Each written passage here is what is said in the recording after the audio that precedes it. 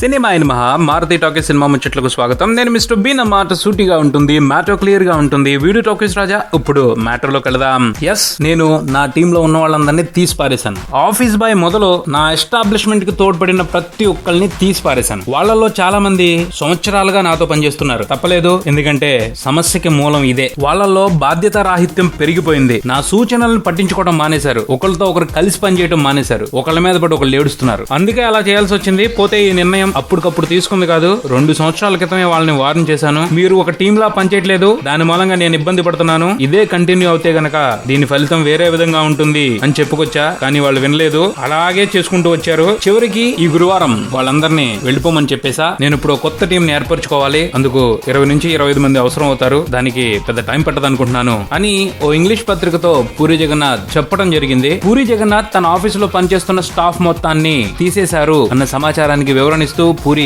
ఇలా మాట్లాడటం జరిగింది. ఇండస్ట్రీలో పూరి జగన్నాథ్ ఆఫీస్ కు ప్రత్యేకత ఉంది. ఆఫీస్ లో పనిచేసే వాళ్ళందరూ ఫుల్ ఫ్రీడమ్ తో ఉత్సాహంగా పనిచేస్తారన్నది టాక్. కానీ ఇప్పుడు పూరి ఎక్స్ప్లెనేషన్ చూస్తుంటే ఫ్రీడమ్ శృతి మించి చనువెక్కువై నెత్తికెక్కిన వ్యవహారంలా తోస్తా ఉంది. 2 సంవత్సరాల నుంచి ఇదే విధంగా నెట్టుకొస్తున్నారు అంటే పూరి గారి సహనానికి సెల్యూట్ చేయాల్సిందే. రౌతు మెత్తగా ఉంటే గుర్రం 3 కాళ్ళతో నడుచుద్ది అనే సామెతని మన పెద్దలు ఎప్పుడో చెప్పారు. పూరి గారి మంచితనాన్ని వాళ్ళు అలా వేస్ట్ చేసుకున్నారన్నమాట. కొత్త టీం ని ఫామ్ చేసుకోవడానికి పూరి గారికి పెద్ద టైం పట్టకపోవచ్చు, ఎందుకంటే ఆయనతో పనిచేయడం కోసం వెంపర్లాడేవాళ్ళు ఇండస్ట్రీలో బోల్డ్ అంతమంది. ఏదేమైనా మొత్తానికి పూరి జగన్నాథ్ ప్రక్షాళన మొదలు పెట్టారు. పోతే ఈ ప్రక్షాళన తన కింద పనిచేసే వాళ్ళ వరకు మాత్రమే కాకుండా తనకు సంబంధించిన అన్ని అంశాల్లోనూ జరిగితే చాలా బ్రహ్మాండంగా ఉంటదని కొంతమంది అభిప్రాయపడుతున్నారు. సినిమా మేకింగ్ లో ఆయన కింగ్ మేకర్, కానీ రీసెంట్ టైమ్ లో కొన్ని లోటుపాట్లు కనిపిస్తా ఉన్నాయి. అలాంటి వాటిపైన కూడా పట్టు సాధించే విధంగా ప్రక్షాళన జరిగి పాత పూరి జగన్నాథ్ గనుక బయటకు వస్తే, అంటే ఈడియట్ 2, అమ్మా నాన్న తమిళమ్మ లాంటి స్క్రిప్టులు రాసిన పూరి జగన్నాథ్ గనక బయటకు వస్తే